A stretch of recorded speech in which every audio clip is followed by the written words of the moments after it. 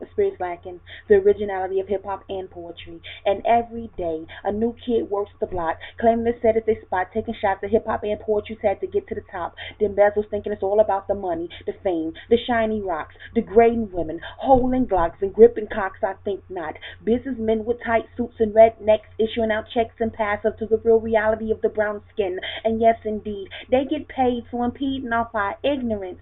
Yeah, they families feed.